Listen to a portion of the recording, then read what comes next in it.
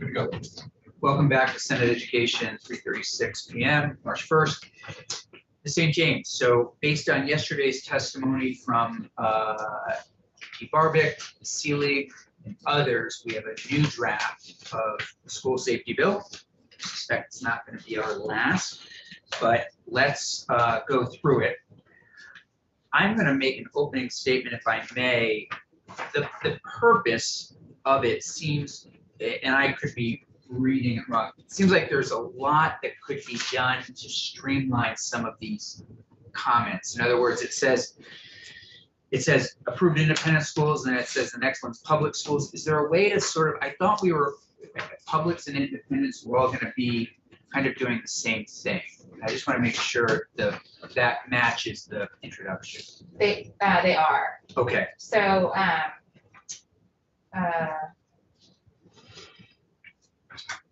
and you can provide feedback to further streamline that. Great. I do think it's accurate. I think it's yes. So that's St. James Office of Legislative Counsel, and I apologize if you have a hard stop at 4. The changes between the last draft you looked at and today are all highlighted in yellow. Okay, let's focus on those. So I will just say everything before the very end of page 4 and all of page 5 are changes made based on the feedback of these. Yeah. Some of those are just small word choices. Most of that is adding approved or recognized independent schools and requiring a policy where public schools required a policy. There are separate sections. So, for example, under section 1481, which starts on page 1 and goes on to page 2, subdivision A is applicable to public schools, and it talks about requiring the drills, following the guidance issued by the School Safety Council, etc. And then subdivision B is for the approved, well, this bill has language in there that is, I think, very broad, and I would encourage you to take testimony on the intent behind other educational institutions. What line are you on? 17. Okay. But each approved or recognized independent school shall adopt a policy, I think before it was procedure, mandating the school to conduct options-based response drills consistent with the requirements of subsection A above. So just referring you back to A that has all of the requirements there. Okay. And then because superintendents are different than heads of school, there's just that second line there about the head of the school does the reporting instead of the superintendent. Because some of those terms are not the same, I do think it makes sense to have like a public school section and an approved independent school section. Not all of the language is repeated. It refers back to section A for the substance of what those schools have to do. Yeah. You could certainly combine them all into one subsection. I just think it gets wordy. Page 3, again, section 2, emergency operations plans. There's an additional requirement for approved and recognized independent schools to adopt those emergency operations plans, again, consistent with A, which is the public school section.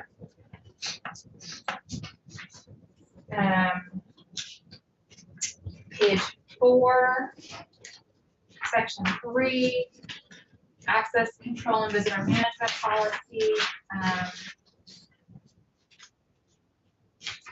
And access control shall adopt an access control and visitor management policy. I think I added that language. Don't have to go back and look at the V's testimony on that, but that is what the section heading is. And then again, subsection B is requiring a written access control and visitor management policy, consistent with subsection A for the approved and recognized independent schools. So we're not repeating out everything there, we're just referring back to Senator Williams. So there's no requirement now to have an access control and visitor management policy? No, there is, that's what this says. Oh, okay. Yep. And there varies. One of the things we heard early on, you may recall, a lot of this is happening in most of the many of our schools. So this is trying to be consistent throughout this. Please. The big change is on page 4 to section 4, the behavioral threat assessment. Yes, and this I asked you to add in response to the Seelig. Please go ahead. Correct. So, the direction I received was to add language to make it clear that behavioral threat assessment should not be used for a punitive or disciplinary purpose, and then to require more specific data to be reported every year regarding the behavioral threat assessment. So I added subsection B on page 4, line 20. Yep. So behavioral threat assessment shall not be used for a punitive or disciplinary purpose. A behavioral threat assessment shall not replace a manifest determination review for students on an individual education plan as required under the IDEA, and then I refer to the federal statutes there. And then subsection C is annually each supervisory union, supervisory district, and approved independent school shall report data related to behavioral threat assessments to the agency in a format approved by the secretary. That language is already there. Yep. But what I added was, at a minimum, the annual report shall include the names and members of the behavioral assessment team was already there. So I added the number of behavioral threat assessment conducted in the preceding year, and for each assessment conducted, a description of the behavior requiring an assessment, the age and grade of the student requiring the assessment, the results of each assessment, and then the number of students referred for manifest determination review in lieu of behavioral threat assessment. I did not, I think I caught the very tail end of Ms. Selig's testimony on this, so I have not seen all of her testimony. This is based on our conversations and under Champion, and so certainly you can beef it up, take things out as you see fit. Ms. Seelig, we have Ledge Council here for another about 10 minutes. So why don't we have you weigh in on this section? What would you like to have added to that data collection? Sure. So Rachel Seelig, Vermont Legal Aid, for the record. So first, in terms of the data section, I would want to see added, in addition to age and grade, gender, race, eligibility or non-eligibility for free and reduced lunch as a proxy for low income, as well as disability status. And disability status can include 504 or IEP eligibility. Your prior witness talked about as well educational support teams, and I think I mentioned to you last time coordinated services plans that are encouraged under Act 264. And some students also have individual health plans that are operated by their nurse. It's not a substitute for a 504, but it may also be a piece of data about kind of the special needs of the student who is the subject of this. I would also be interested in whether a student is subject to repeated behavioral threat assessments, as well as whether those plans have changed in the meantime. If a student is subjected to 2 or 3 or 4 behavioral threat assessments, was their IEP or 504 plan amended? Was their behavioral intervention plan amended?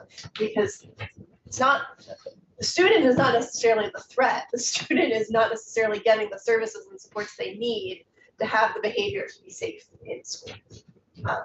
And I don't want this to, as some of my prior testimony has discussed, result in treating the children as the danger, right? Like they deserve to be protected too. Couple of kind of now, is it off of this? it's still on this. Okay. But it's not on this list. It's manifestation determination review rather than manifest determination review, and it shouldn't just be IDEA. It should also be Section 504 in terms of students with disabilities. Is can I ask a question? Please, yes, absolutely. Is so I think is a manifestation determination review required under Section 504? So- Because if it's not, the committee It's needs a to policy. understand that, and that's a policy. In Vermont, under our disciplinary rules, manifestation determination and review is required for both 504 and IEP students, as well as students who are being considered for those plans, who maybe are not yet eligible. And So that's- that's based on Rule 4000 of the State Board of Education rules. Okay. It's actually Section 4300, but it's in the 4000 series. Ms. St. James, is there any, remember when we were doing data collection for other things over the years, is there any, are we in an area where we can't get this information, anything like that? Do you remember when we were doing the school discipline bill, I think it was something you couldn't get? Yeah. We're okay? So you're not gonna be able to get identifiable information, right? Right. Oh, thank you. I think most of this is already, a lot of this may be required, especially if there's an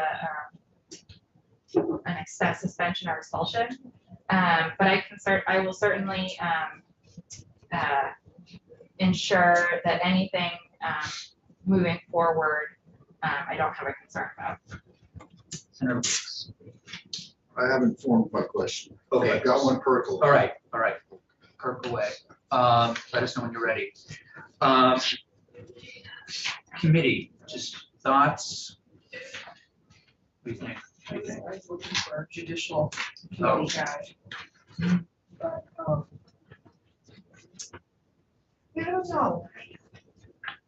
don't know. Yeah. Being that on page 4, line 17, we're including local law enforcement officials. I'm just curious. What page, I'm sorry? Page 4. Yeah. Line 17, we've Yeah. already written in local law enforcement officials as part of this team. Yeah. I'm just curious if these reports, to kind of give the full landscape of the need to initiate threat assessments. What about the legal, the law enforcement record associated with these individuals? You know, I mean, in some ways, we've got things happening in the school, we've got things happening outside the school. You know, there's got to be cross-pollination of some type, or you've got, you know, we're stovepiping. And it's just a theory. I'm curious if folks might think about that. With the help of breaking down some silos. Exactly. So it's not just the school recognizing that there's an issue that needs to be dealt with and how they deal with it, and it's got all the biographical data behind it. But, you know, is this consistent with what's being potentially experienced outside the school? The same people who are necessary to create threat assessments for. It just seems like I'm not trying to project an answer. Just Ask my question. Are you saying that a lot of the incidents of violence in schools has been perpetrated from without as opposed to from within? I'm not saying that. I'm just saying that the experience of what might be, the experiences inside the school might have a parallel outside the school. It's germane to the data being collected. Because right now, I'm getting a sense that, you know, maybe the schools are being accused of being a bit too harsh or too derogatory or too aggressive. And in fact, there's a whole aspect of what happens outside the school that might not be reflected. That's all I'm saying. Yeah, I know, I hear you. And having worked with teenagers my whole life, I just, they behave erratically, and I know Beth needs to go. I just, You okay for another 5 minutes? Yeah, it's after till 4. Okay, yeah, no, this is helpful, please. want our schools to be safe, obviously, but I don't know, like your story that you just told, that just like really is disconcerting. That number of threat assessments, to what end? I mean, were any of them real threats, or were they just kids being kids? And I guess I would want to know. I'd say a subset are real. Real, okay. But you're worried. Yeah, I mean, you know, from where. Yeah. In my world where I live, we've been trying really hard to get sort of cops and law enforcement out of our schools because of exactly the things that Rachel was bringing up. So, no, think about it. Yeah, we already have at least law enforcement's involved. Well, they're already at least written into a draft, right? Right, You're you into don't, that. We don't you don't need have to to have them as part of it. Right.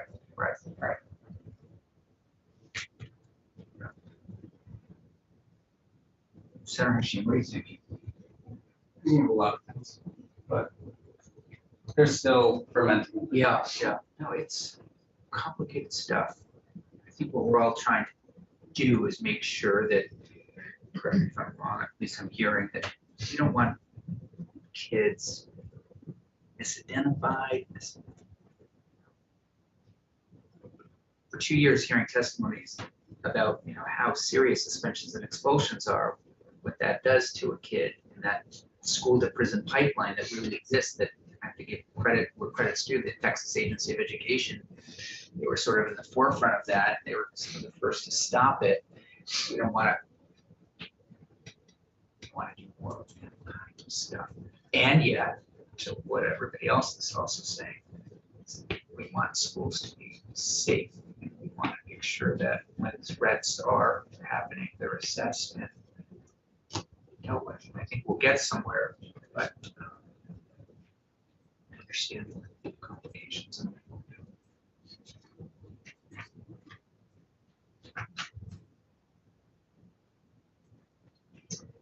Please, yeah. I just had a thought, Yeah, sorry. I am wondering if anyone on, if this could help, maybe, Yeah. if anyone on the behavioral threat assessment team, if you could put something in here about like mandatory bias training or mandatory, some kind of training to sort of like, to have the correct lens, I'm gonna use that word again, going into this, just to at least be aware of your own bias and aware of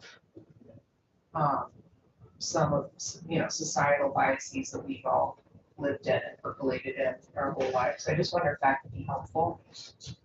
That was one of the suggestions I was gonna offer to you, kind of on the training piece, was not just training on this assessment protocol.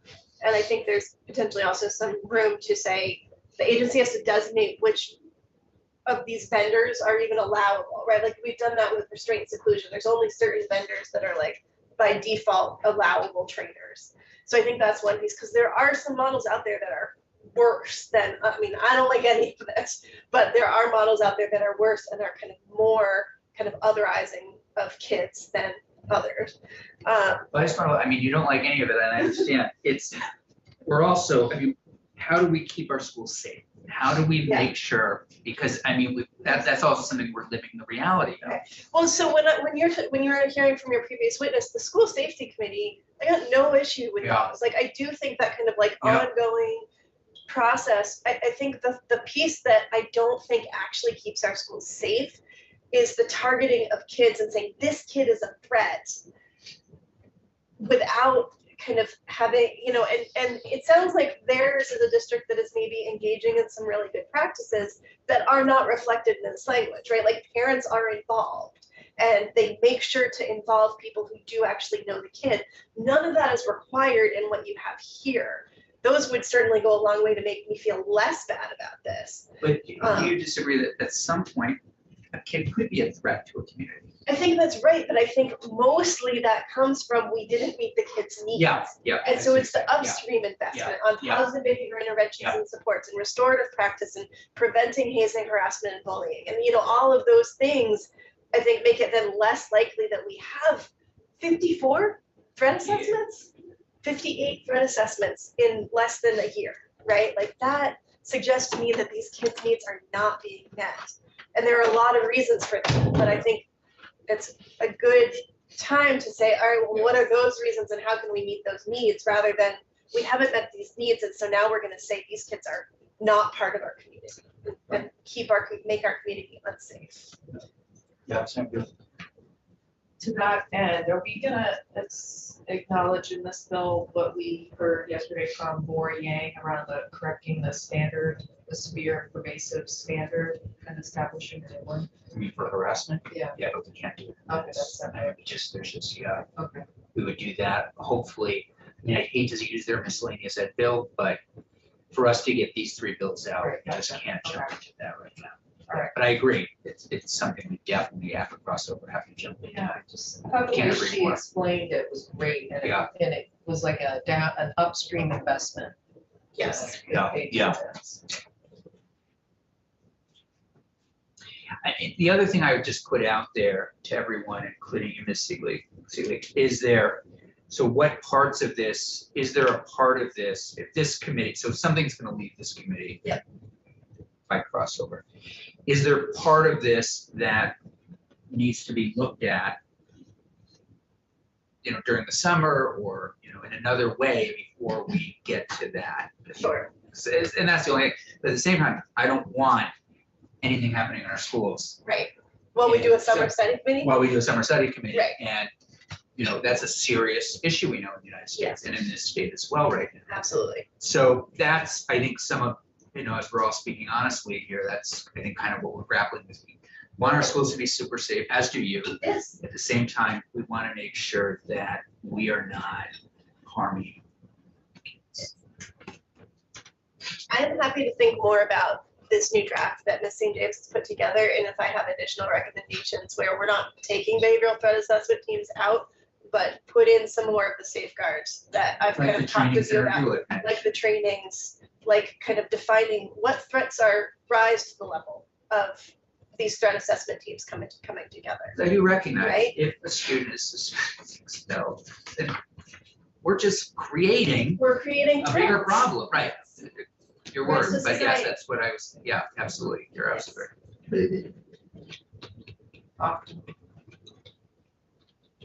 I mean, I have to, I'll pull up the Texas stuff that came out of judiciary, actually, they were the ones that found it. I mean, that school to prison pipeline was pretty dramatic for all of us in the past couple of years. Yes. With, but we also want to make sure if there is a threat in the school, that the threat is addressed. And as a middle schooler, my school had 8 bomb threats called in 2 years, right? Like I lived through that. It wasn't pleasant. They stopped sending us home and started teaching us on the football field. But they were never bombs. And so it like started like making us feel like this is a waste of protection. Until it really happens. What's that? Until it really Until it happens. really happens. Yep. And then it's, Yep, yeah. no, that's what we're trying to, yeah, I agree. You'll continue to think about this, St. James, so. Before I Or what? leave, would you like me to make an amendment to the manifestation determination piece in alignment with the state board rule? Yes, please. Any other edits? And I'm to this looking, next and draft? I think let's put the other data collection information in there for the committee to respond to, so as well as the secretary. The data collection criteria outlined by the Sealy. For tomorrow. Yeah, Okay. yeah, and then we'll have the secretary weigh in, and we'll let everybody think about this and try to. And I will ask Ms. Sealy to work with you and us to just get it so we can get somewhere on this. Do you want me to share language before tomorrow with Ms. Seelig? Realistically, by the time I get it back from editing, it'll probably be late morning or early afternoon anyway. And we all look at it together. That's okay. That's that way we can all, yeah. We don't get too many. I want the committee to stay on the same page. I will make those edits. Thank you. Thank you.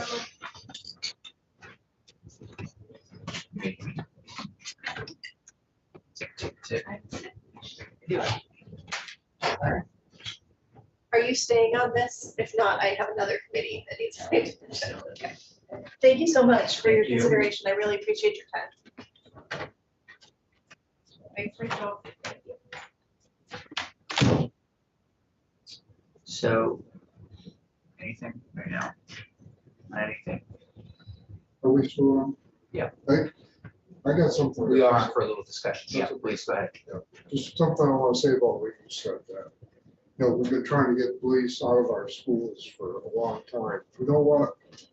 Back in the day when things were better in our schools, police were pretty friends. And we trained, they came in, the students got exposed to them, they understood the good things they could do. And I think maybe in your neighborhood, maybe there's a reason for that, but in my neighborhood, it's not. And they can still have that authority and be in the school system as a police officer, and the kids can know that they are there without being any kind of a threat. The city of Rutland, they had a police officer that was a commander. He was on the blue line.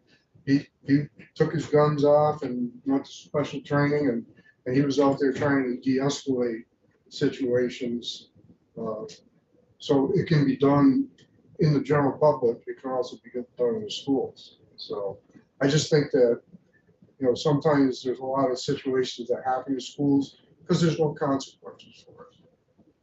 And everybody needs to understand that there is a consequence if you do this. I think we've gotten away from it. So I just had to say that. No, I really appreciate that, and we had SROs in our district that were really loved by the community, and a lot of the kids loved them, and they were real positive. But at the same time, a few things, one is, when I grew up, I think we had one kid of color in our school. I mean, the Burlington School District anyway is 50%, BIPOC students, and I know Winooski is a majority minority school or district. And it, as Rachel said the other day, there's data that suggests that people of color are more targeted than white folks when it comes to law enforcement. And for us, particularly in our district, we just had a lot of students coming from refugee camps who, when they saw a guy with a big gun and a bulletproof vest, and I mean that the equipment is intimidating. It was very scary for them. It was traumatic and triggering for some of those kids. And then the other piece of it is that last I checked, there's not a lot of evidence that suggests police in schools actually make them safer. I have not seen any data that shows a direct correlation between law enforcement in schools and a safer environment. If it exists, I would love to see it, but we took a deep dive in this a couple of years ago around SROs, and there just wasn't any evidence, sadly. But I think the relationship piece is important. I do, because you want to be building relationships between your community and your law enforcement. There was an SRO bill to remove them from all the schools a couple years ago. We did hear a lot of pushback because, like you said, there are a lot of people out there all through the state and you can either add or get rid of an SRO tomorrow in your own district. So we said, okay, we'll leave it to local folks to decide. So, people have good points. Okay. Anything else? So we'll look at new drafts of this and like I said, tomorrow, and we're also going to be looking at our pre-K study language. Okay, we'll get there.